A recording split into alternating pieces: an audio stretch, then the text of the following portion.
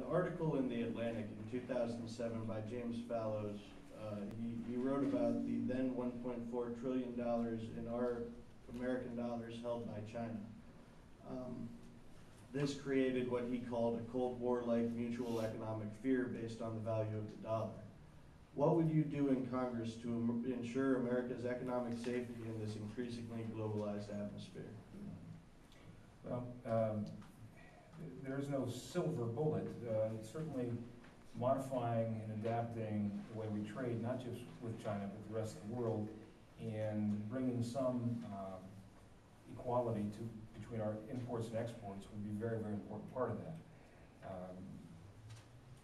This nonsense of sending more and more jobs to China and India and Mexico has to stop. And I think the first place to go with that is with our trade policies. But this issue transcends how we deal with other nations.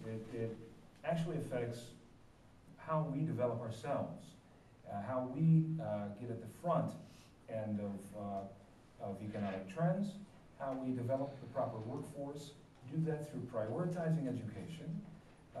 You do that by investing in working families in the middle class. This is our money. When we pay taxes, we have every expectation and right to see that money come back to us in a responsible way. It's an investment that our government makes in us and our future. And I think we've got our priorities screwed up. And I think our trade policies are a great example of that. Okay, Mr. Sutton, you're next.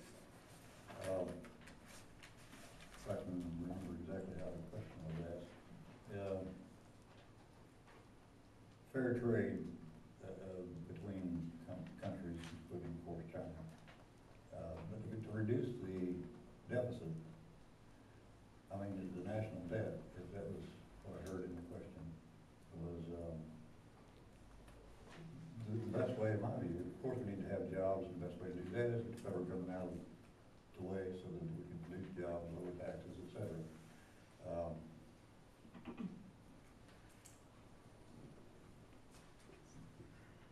I'm not sure what the other portion of the question was.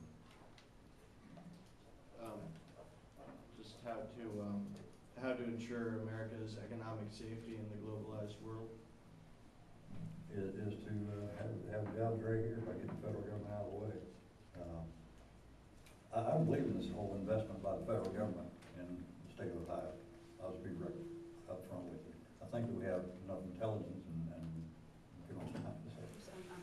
I'm sorry, I held it for a moment. Go ahead. I've lost my train of thought. I'm sorry.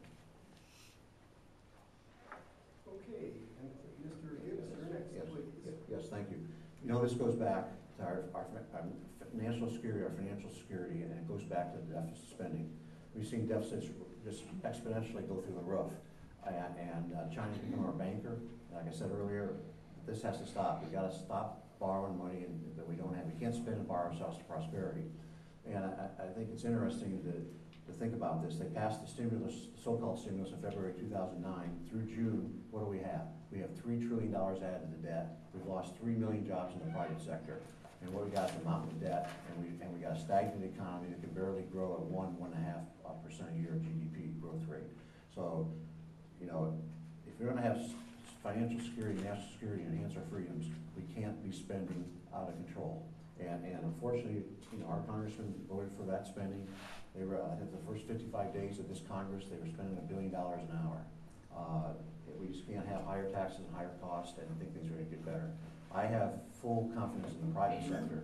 If we let them keep as much money as they can and we'll grow this economy, and we'll bring revenues into all levels of government to provide the services that people expect.